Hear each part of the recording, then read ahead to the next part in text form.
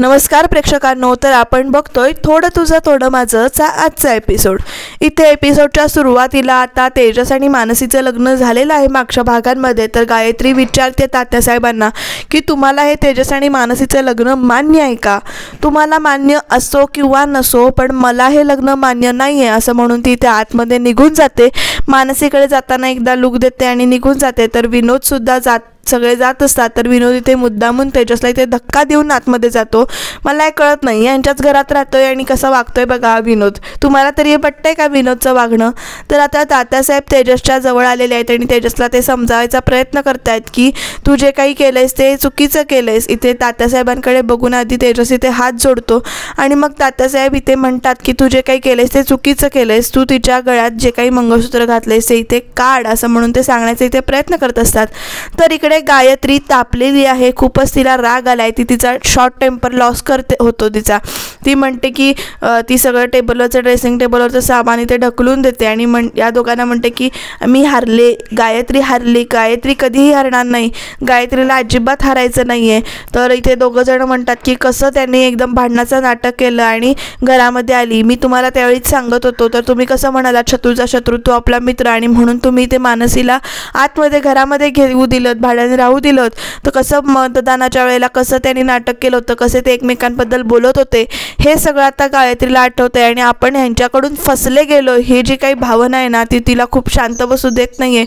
त्यामुळे ती खूप अशी चिडचिड करते इथे आणि म्हणते की मी अजिबात हारणार नाही, मला हारायचं नाही आहे, मी बाबांना वचन दिलं आहे, या सगळ्या प्रभूंना मी लवकरात लवकर गुडघ्यावर लोळवेन आणि त्यांच्या चेहऱ्याला काळं फासेन, हे जे काही ती सारखं बोलत असते। आणि मग त्याच्यानंतर ती इथे छायाच्या जवळ येते आणि म्हणते मार मला, छाया मला मार असं म्हणून ती सारखं सांगते। तर दीदी तू असं काय करतेस, दीदी तू काय करतेस? तर छाया मला मार, त्या मानसीला घरामध्ये घेतलं म्हणून तू मला मार, बाबांबद्दल म्हणजे बाबांना अजून मी सोडवून आणलेलं नाही, बाबांना दिलेलं वचन पूर्ण केलेलं नाही म्हणून मला मार असं म्हणून ती इथे खूपच असं स्वतःला मारून घेते छायाकडनं।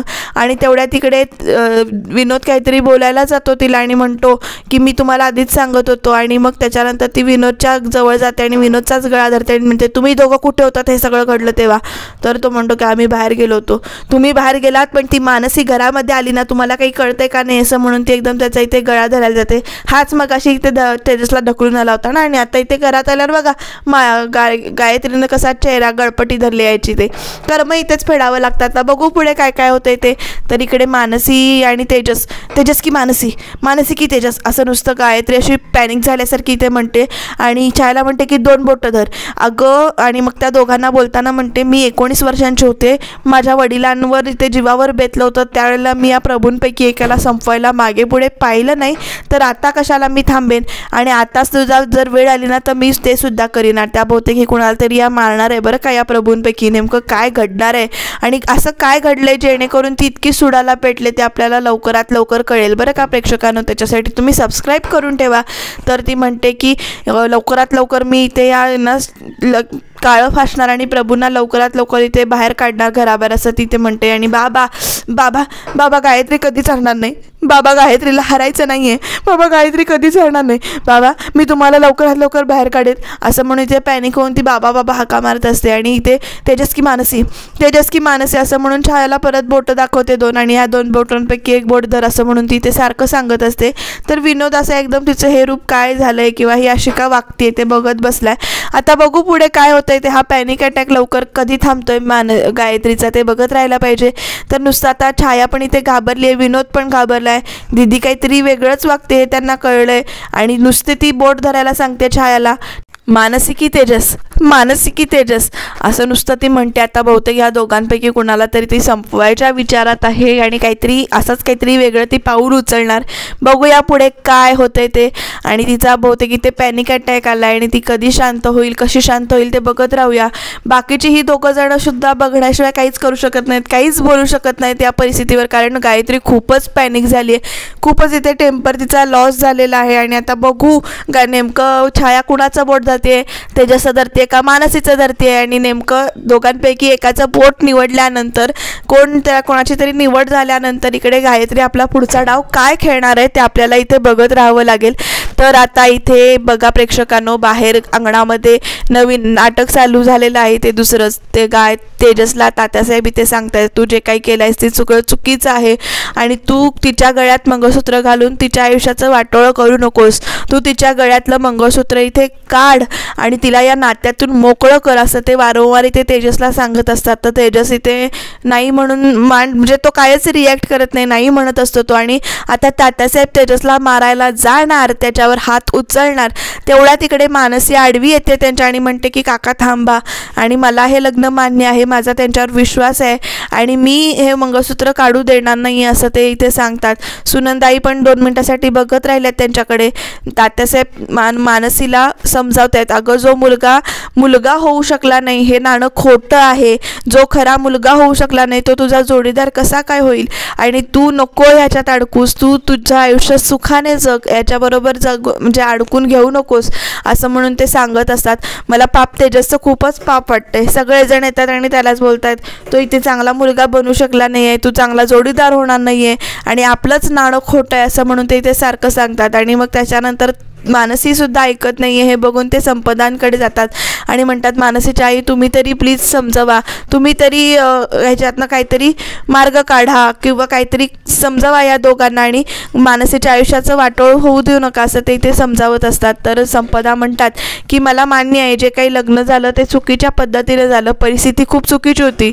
याआधीसुद्धा मानसीचं आपण लग्न ठरवलं होतं, म्हणजे आम्ही ठरवलं होतं, तर त्यावेळेला काय झालं, हॉल वगैरे बघितला होता पण ती माणसं चुकीची निघाली आणि माझा यांच्यावर पूर्ण विश्वास आहे, म्हणजे तेजसवर पूर्ण विश्वास आहे.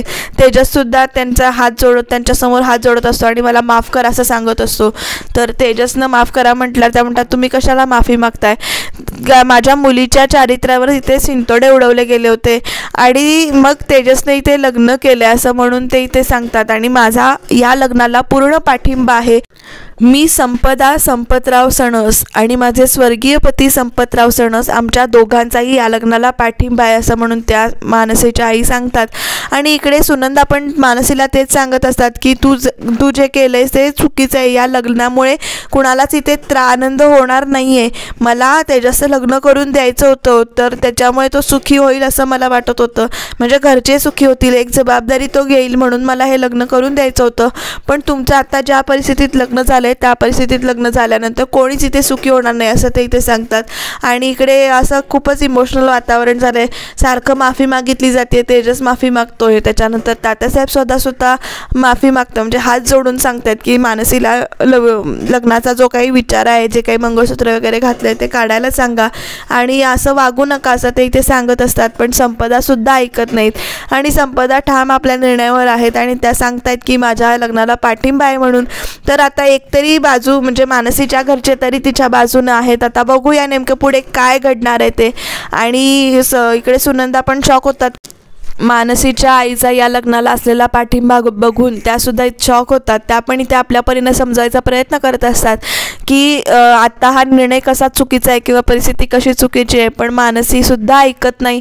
मानसी म्हणते की मी तयार आहे, हे लग्न जबाबदारी जी काही आहे ती मला मान्य आहे असं म्हणून तिथे सांगते. तर तेजस इथे त्यांच्याकडे बघतो आणि त्याच्यानंतर तात्यासाहेबांना इथे आणि आईंच्या इथे खाली नमस्कार करतो, हातापाया पडतो आणि म्हणतो की कशी परिस्थिती आली, मला स्वतःला सुद्धा त्यांच्या गळ्यात मंगळसूत्र घालायचं नव्हतं, पण वहिनी जे काही बोलल्या त्यांनी मानसींच्या चारित्र्यावर शिंतोडे उडवले आणि त्याच्यानंतर आमच्या नात्याला त्यांनी वेगवेगळ्या प्रकारची नावं ठेवली आणि हे सगळं मला सहन झालं नाही आणि म्हणून मी इथे मानसीच्या गळ्यात मंगळसूत्र घातलं.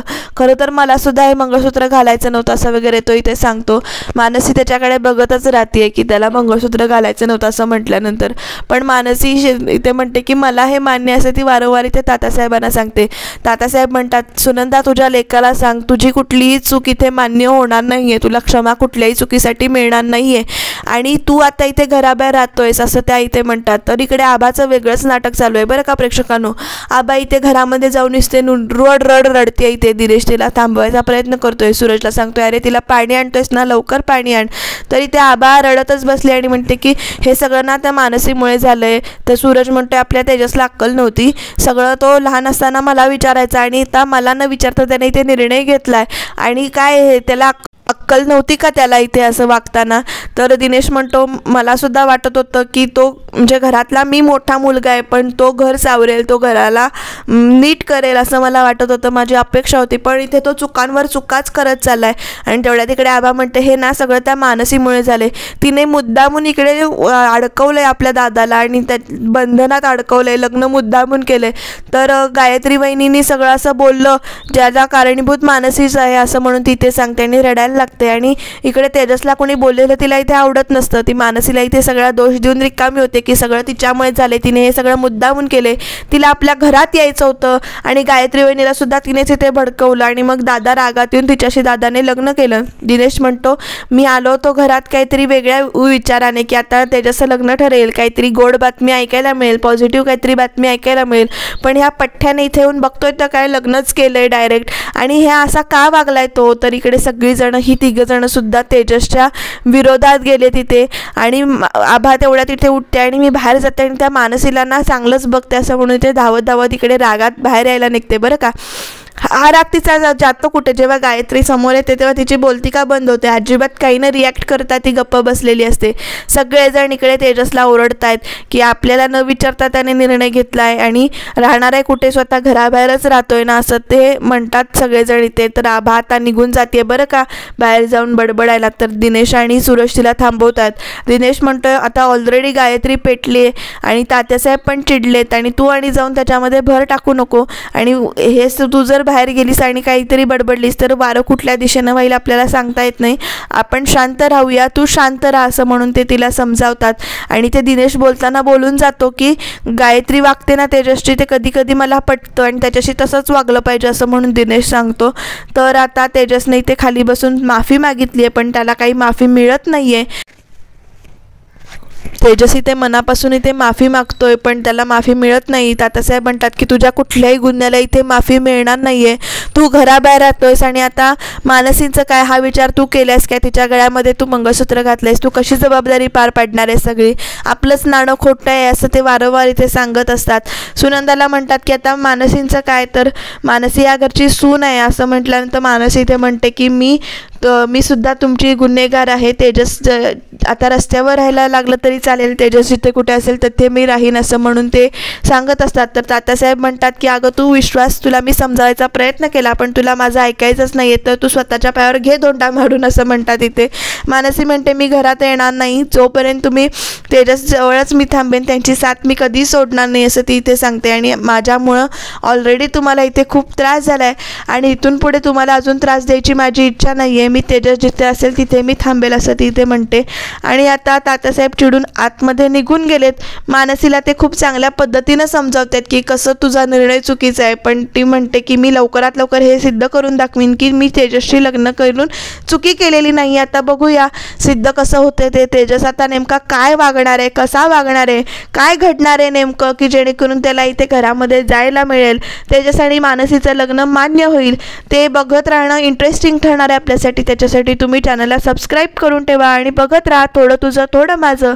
तर प्रेक्षकांनो आता तात्यासाहेब सुद्धा आतमध्ये चिडून गेलेत आणि सुनंदा पण म्हणजेच तात्यासाहेबांनी तेजसच्या आईला सुद्धा आतमध्ये बोलावून घेतले. तर मानसी आणि इकडे तेजस दोघंजण बाहेरच उभे आहेत. आता काय होईल, ह्या दोघांना घरामध्ये एंट्री कधी मिळेल, साधारण काय नेमकं घडणार आहे ते आपण बघत राहूया. तर तेजस बरोबर इथे मानसी सुद्धा आता अंगणाच्या बाहेर म्हणजे अंगणात दाराबाहेर घराबाहेर थांबणार आहे. मानसी सुद्धा इथे खूप रडती आहे. तेजसला तिनं साथ द्यायचं कबूल केलंय, तिची साथ जी काही आहे ती निभावते. तर उद्याच्या भागात प्रेक्षकांनो तात्यासाहेब इथे या घडलेल्या प्रकाराचा स्वतःलाच त्रास करून घेत आहेत, स्वतःच्या हातावर मारून घेत आहेत, स्वतःला शिक्षा करून घेत आहेत. गायत्री, दिनेश आणि छाया लांबनं येऊन हे सगळं बघतायत. तर बाहेर तेजसला आणि मानसीला कळत नाही आहे की आतमध्ये काय झालं आहे, म्हणून तेजस इथे विचारतोय की काय झालं आहे. गायत्री येऊन सांगते की तात्यासाहेबांनी स्वतःला शिक्षा केली आहे, स्वतःला टॉर्चर केले आणि त्यांना आता काही बरं वाईट झालं तर असं म्हणून ती इथे म्हणत असते. तर तेजस तिच्या अंगावर ओरडतो. गायत्री म्हणते की आवाज चढवायचा नाही. बघूया पुढे काय घडणार ते, त्याच्यासाठी तुम्ही बघत राहा.